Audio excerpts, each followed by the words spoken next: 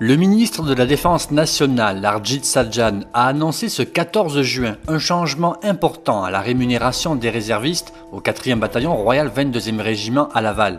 Le nouveau mode de calcul, rétroactif au 1er avril 2019, entraînera une augmentation moyenne de 7,8% de la paye.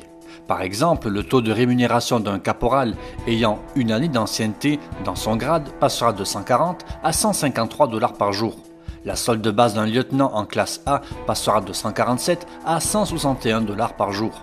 Le nouveau régime attribue aux réservistes la même solde de base qu'à la force régulière et il ajoute les éléments du facteur militaire qui valent pour les réservistes, c'est-à-dire les restrictions et les responsabilités personnelles, les heures supplémentaires et la rémunération d'intérim versée aux surveillants. Après les États-Unis et la Grande-Bretagne, le royaume saoudien, premier exportateur de pétrole au monde, a accusé le régime iranien d'attaques non revendiquées cette semaine qui ont endommagé 2 navires-citernes à mer d'Oman. Les attaques contre des navires en mai et en juin interviennent alors que les relations entre ces deux pays se sont détériorées après l'arrivée au pouvoir de Donald Trump qui s'est retiré en 2018 de l'accord international sur le nucléaire iranien et a rétabli les sanctions économiques contre l'Iran. Kim Jong-nam, le demi-frère de leader nord-coréen Kim Jong-un, qui a été assassiné en 2017 en Malaisie, avait un lien avec la CIA, a rapporté le Wall Street Journal. La source du quotidien a indiqué que Kim Jong-nam s'était rendu en février 2017 en Malaisie pour rencontrer son contact à la CIA, mais que cela pourrait ne pas avoir été l'unique but de ce voyage. Avez-vous remarqué ? Nous avons lancé cette semaine une toute nouvelle version de 45e-nord.ca. Plus légère, plus fluide, plus rapide, 45e-nord.ca 3.0 reprend les mêmes codes que la précédente version, donc vous ne serez pas perdu. Sur la version de bureau, les changements visuels sont mineurs. En revanche, sur la version mobile, c'est une toute nouvelle version optimisée qui fait son apparition.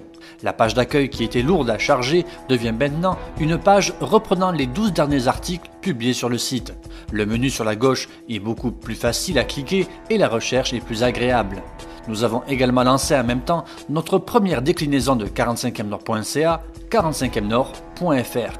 Comme le nom et l'adresse l'indiquent, ce site suivra l'actualité des forces armées françaises en France et à l'étranger. Bref, beaucoup de travail ces derniers mois, mais nous sommes bien contents de pouvoir enfin vous présenter le résultat. Le vice-amiral Art MacDonald a accepté les fonctions de commandant de la Marine royale canadienne, qui étaient assumées par le vice-amiral Ron Lloyd lors d'une cérémonie officielle de passation de commandement présidée cette semaine par le général Jonathan Vance. Après avoir été commandant de la Marine royale canadienne pendant 3 ans, dans le cadre de sa carrière navale de 38 ans, le vice-amiral Lloyd profitera désormais de sa retraite. Le Canada a confirmé que la force opérationnelle aérienne Mali entamera son retrait graduel à la fin du mois de juillet et que finalement ces opérations continueront mais en se limitant à des tâches d'évacuation médicale jusqu'au 31 août. Les hommes et les femmes déployés dans le cadre de l'opération Présence Mali ont procédé jusqu'à présent à 10 évacuations médicales, accumulé plus de 3000 heures de vol, transporté plus de 6400 passagers et livré plus de 370 000 livres de fret. La mission de la constellation RadarSat a été lancée dans l'espace à bord d'une fusée Falcon 9 de SpaceX à 10h17 depuis la base aérienne Vandenberg en Californie ce vendredi.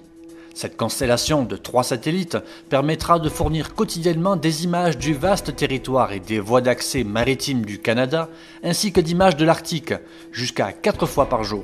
Pas moins de 12 ministères fédéraux utilisent des données de RadarSat, dont la Défense nationale.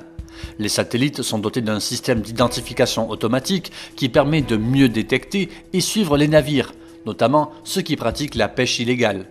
La constellation de satellites orbitera autour de la Terre à une altitude de 600 km.